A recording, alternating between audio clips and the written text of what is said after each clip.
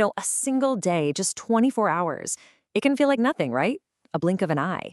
But if you really look closely, a single day tells this incredible story about our world. It's a story full of contradictions. You've got amazing progress right next to total chaos. You've got rising tensions and, at the same time, these amazing new beginnings. All of it happening at once. So, what we're going to do today is kind of freeze time. We're going to zoom in on one specific day, Tuesday, February 17th, 2026, and really unpack that global story. We'll look at three events that, on the surface, seem totally disconnected. But when you put them together, well, they paint this super vivid picture of the world we're living in right now. First up, in India, you've got this massive gathering. Leaders from all over the world, all there for what's being called the biggest AI summit ever. I mean, this was supposed to be the event that shapes our future with technology. Okay, now at the exact same time, halfway across the globe, a totally different scene.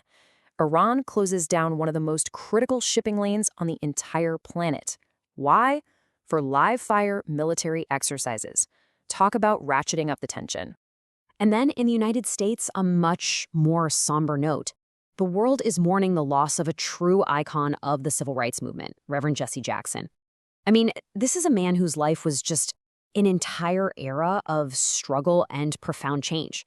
So there you have it, a summit, a standoff, and a somber farewell. Let's break it all down. All right, let's start with the world of tech, because on this day, the gap between this huge grand vision and the messy on-the-ground reality was just impossible to ignore. So the India AI Impact Summit kicks off in New Delhi, and the ambition is just off the charts. You've got Prime Minister Modi, French President Macron, tech leaders, policymakers from everywhere. And what's the goal? Oh, just something small like creating a shared roadmap for global AI governance. A whole vision built around people, planet, and progress. No big deal, right? But the reality on day one, it was a completely different story. A jarring contrast to that big promise. The vision was all about a high-tech future, but people who were actually there, they were reporting utter chaos. We're talking massive lines, not enough food or water, and, get this, the irony is just too much. At a tech summit, the digital payment systems completely failed. People had to use cash. Yeah, the problems were so bad that India's IT minister, Ashwini Vaishnav, had to come out and publicly apologize. He even said they set up a war room to fix everything, basically admitting just how big the gap was between the summit's amazing goals and the chaotic mess attendees were dealing with. But here's where it gets really interesting. That wasn't the only AI story happening in India that day, not even close. On the very same day, far away from all the summit chaos, a completely different story was unfolding. This one wasn't about big speeches. It was about quiet, focused action.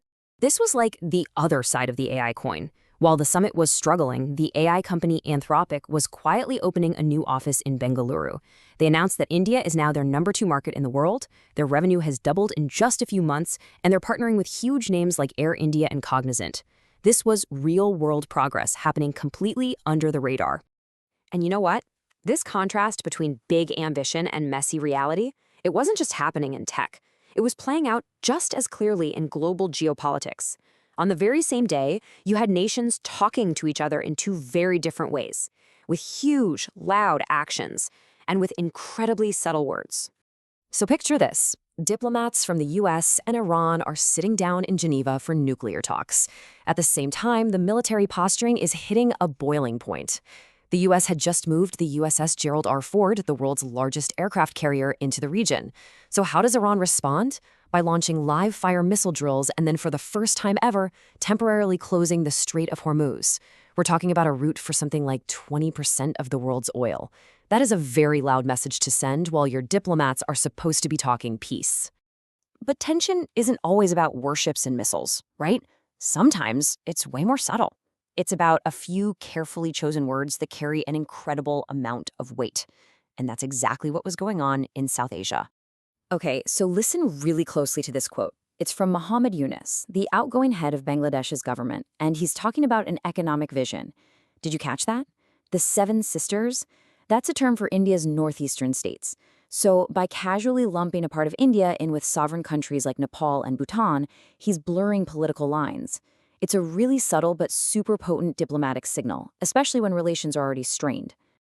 So while all this is going on, governments posturing, corporations making moves, the day's other big headlines were all about people. Deeply personal stories of individuals. You had the end of an era for a true icon, a desperate plea for another, and the absolutely stunning arrival of a brand new star. Over in Pakistan, there was growing concern about the health of Imran Khan, the former prime minister and, of course, cricket legend who's been in jail for more than 800 days. And then something pretty extraordinary happened.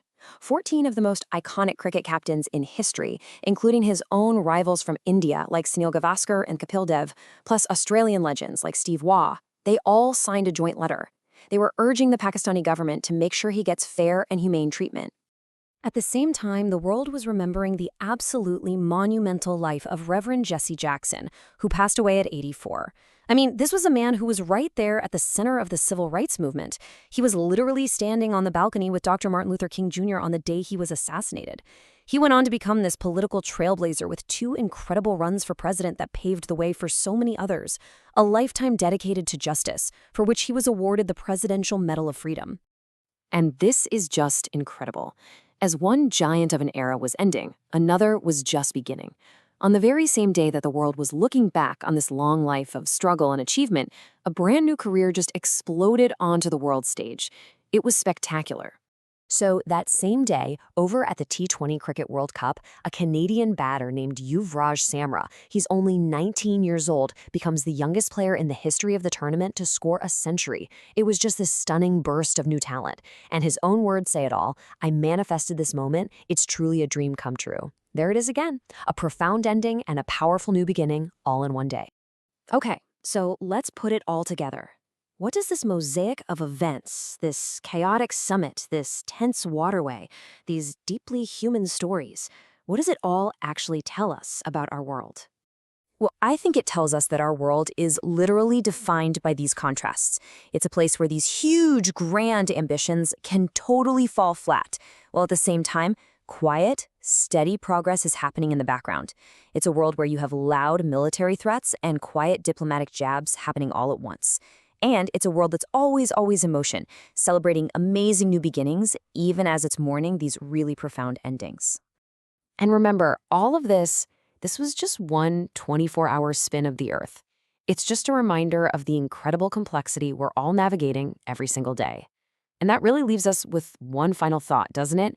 If this tangled, contradictory, and frankly fascinating story is what happens in just one day, how in the world do we even begin to make sense of tomorrow?